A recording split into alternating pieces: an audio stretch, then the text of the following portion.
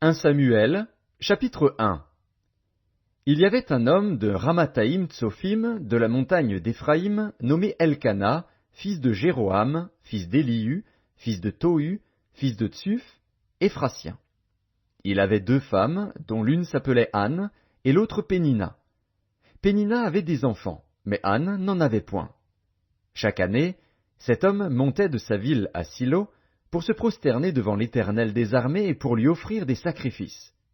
Là se trouvaient les 2 fils d'Éli, Ophni et Phiné, sacrificateurs de l'Éternel. Le jour où Elkana offrait son sacrifice, il donnait des portions à Pénina, sa femme, et à tous les fils et à toutes les filles qu'il avait d'elle. Mais il donnait à Anne une portion double, car il aimait Anne, que l'Éternel avait rendue stérile. Sa rivale lui prodiguait les mortifications, pour la porter à s'irriter de ce que l'Éternel l'avait rendue stérile. Et toutes les années il en était ainsi. Chaque fois qu'Anne montait à la maison de l'Éternel, Pénina la mortifiait de la même manière. Alors elle pleurait et ne mangeait point. Elkana, son mari, lui disait, « Anne, pourquoi pleures-tu et ne manges-tu pas? Pourquoi ton cœur est-il attristé? Est-ce que je ne vaux pas pour toi mieux que 10 fils? » Anne se leva, après que l'on eut mangé et bu à Silo. Le sacrificateur Éli était assis sur un siège, près de l'un des poteaux du temple de l'Éternel. Et, l'amertume dans l'âme, elle pria l'Éternel et versa des pleurs. Elle fit un vœu, en disant, « Éternel des armées, si tu daignes regarder l'affliction de ta servante, si tu te souviens de moi et n'oublies point ta servante, et si tu donnes à ta servante un enfant mâle, je le consacrerai à l'Éternel pour tous les jours de sa vie, et le rasoir ne passera point sur sa tête. » Comme elle restait longtemps en prière devant l'Éternel, Éli observa sa bouche. Anne parlait dans son cœur, et ne faisait que remuer les lèvres, mais on n'entendait point sa voix. Éli pensa qu'elle était ivre, et il lui dit, « Jusque à quand seras-tu dans l'ivresse? Fais passer ton vin. » Anne répondit, « Non, mon Seigneur, je suis une femme qui souffre en son cœur, et je n'ai bu ni vin ni boisson enivrante. Mais je répandais mon âme devant l'Éternel.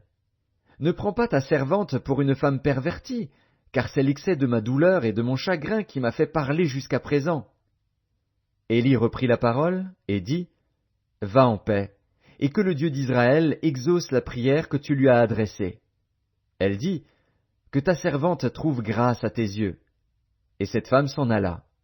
Elle mangea, et son visage ne fut plus le même.